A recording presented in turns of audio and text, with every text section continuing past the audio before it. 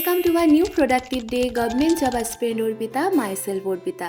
Good morning সকলকে। আজকে সকালটা এক কাপ চা দিয়ে শুরু হলো।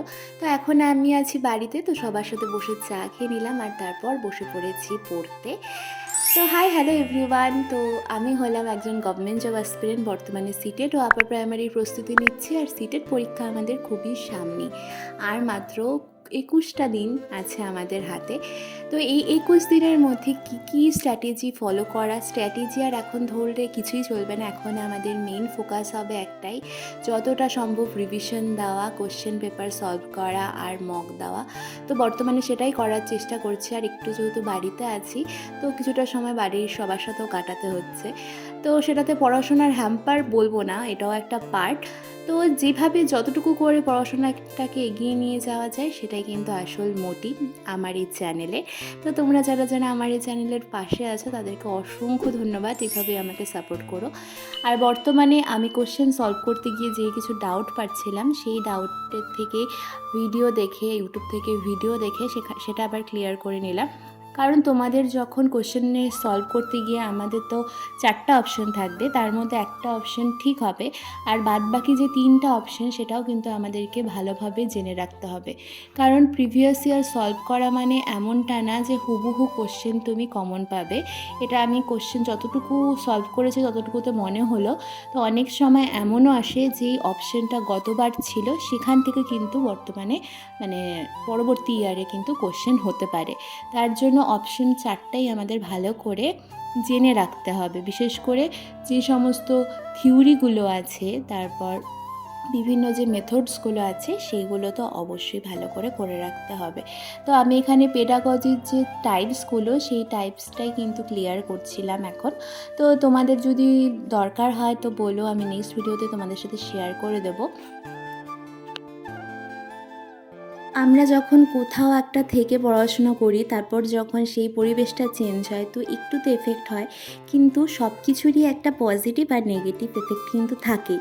যেমন ধরো, আমি যেমন এখন বাড়িতে এসেছি, তো বাড়িতে আসার পর যেটা হচ্ছে যে সংসারের যে দায়িত্ব, সেটা তো এখন এখানে নেই। যেটুকু সময় মা বাবার সাথে কাটাচ্ছি, আর বাদবাকি সময়টা কিন্তু নিজেকে দিতে পারছি, পড়াশোনার ক্ষেত্রে লাগাতে পারছি। তো এটা কিন্তু একটা উপরি পাওনা বলতে পারো। আর এই মুহূর্তে এসেছি কারণ সেটা আগের ব্লগগুলোতে তোমাদের সাথে শেয়ার করেছি। আর হ্যাঁ, চলো আজকে তোমাদের সাথে একটা ইম্পর্টেন্ট টপিক শেয়ার করছি। ছোট বাট খুব ইম্পর্টেন্ট। আমি অনেকগুলো প্রিভিয়াস ইয়ার সলভ করতে গিয়ে সেটা পেয়েছি। সেটা হলো পোয়েটিক ডিভাইস। তো এটা সম্পর্কে যদি তোমরা জানতে চাও, আমি শর্টস আকারে অলরেডি আপলোড করেছি, তোমরা চাইলে সেখান থেকেও চেক আউট করে নিতে পারো। আর এখন দুপুরবেলা এখন চলছিল মায়ের রান্না বান্নার তোড়জোড়। মা কি রান্না করো? মাংস মাটন। ও লুকস ইয়াম্মি। আমরা যত বড়ই হয়ে যাই না কেন, জীবিকা সূত্রে বা বলো বৈবাহিক সূত্রে, যেখানেই থাকি না কেন, যখন আমরা মায়ের কাছে চলে আসি, তখন কিন্তু অনেকটাই বাচ্চা হয়ে যাই। আর ইচ্ছা করেও হয়তো আমরা এই বাচ্চাটা হই, কি বলো? রোজকারকার ওই একই রুটিন থেকে কিন্তু আমরা মাঝে মধ্যে একটু কিন্তু পাজলড হয়ে যাই। এই মুহূর্তে যদিও সেটা উচিত নয়, কিন্তু মানুষের তো মন, তো একটু খানিকটা ব্রেক কিন্তু দরকার। আর সেই ব্রেকটা যদি এরকম প্রকৃতির মাঝে হয়, তাহলে তো সত্যিই কিন্তু নিজেকে অনেক রিফ্রেশ লাগে। আর আজকে আমার সেই প্রকৃতিতে সময় কাটানোর সাথী ছিল আমার একমাত্র সখী। তো সখীর সাথেও কিছুটা সময় কাটিয়ে নিলাম, কারণ বাড়িতে আসলে আমি এই 4টা মানুষের সাথে কিন্তু সময় কাটাতে ভুলি না। কারণ এটা আমার কাছে ওই নিজের পায়ে দাঁড়ানোর মতোই, কিন্তু এরাও আমার কাছে সেই ভরসার এক একটা পিলার বলতে পারো।